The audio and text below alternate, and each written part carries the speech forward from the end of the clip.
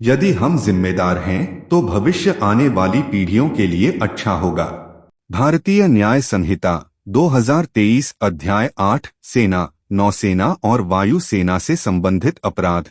भारतीय दंड संहिता के अध्याय 8 में आपका स्वागत है, जो सेना, नौसेना और वायु सेना से संबंधित अपराधों को संबोधित करता है। यह अध्याय भारत के सशस्त्र बलों के अनुशासन और अखंडता को कमजोर करने वाले कार्यों के लिए कठोर दंड स्थापित करता है। धारा 159 विद्रोह के लिए उकसाने वाले या कर्मियों को उनके कर्तव्य से विमुख करने का प्रयास करने वाले के लिए कड़ी सजा पर प्रकाश डालती है, जिसमें जुर्माने सहित 10 साल से लेकर आजीवन कारावास तक की सजा हो सकती है। धारा 160 आगे जाकर इस अपराध की गंभीरता को मजबूत करते हुए ऐसे उकसावे के कारण विद्रोह होने पर मृत्युदंड या आजीवन कारावास का प्रावधान करती है। धारा 161 में किसी वरिष्ठ अधिकारी पर हमले के लिए उकसाने पर 3 साल तक की कैद और जुर्माने की सजा है। यदि इस उकसावे के कारण हमला किया जाता है तो धारा 162 के अनुसार सजा 7 साल तक बढ़ जाती है। धारा 163 परित्याग के लिए उकसाने को संबोधित करती है,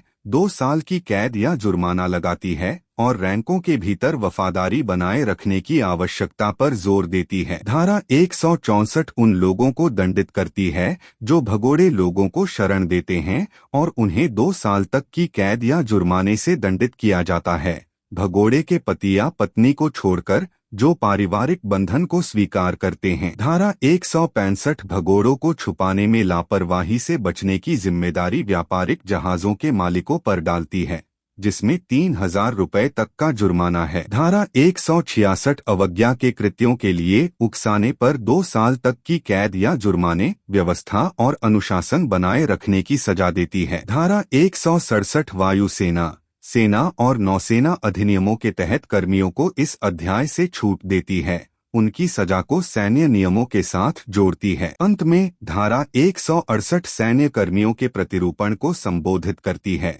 जिसमें सैन्य वर्दी और प्रतीक चिन्ह के सम्मान और अखंडता की रक्षा के लिए 3 महीने तक की कैद या जुर्माना लगाया जाता है। ये प्रावधान सामूहिक रूप से यह सुनिश्चित करते हैं कि भारत के सशस्त्र बलों के अनुशासन और अखंडता से समझौता करने वाले किसी भी कार्य पर सख्त दंड दिया जाए, जिससे देश की सुरक्षा और सम्मान बरकरार रहे। अधिक जानकारी के लिए INFO 9 साइबर मीडिया पर बने रहें, सूचित रहें, आराम से जियो।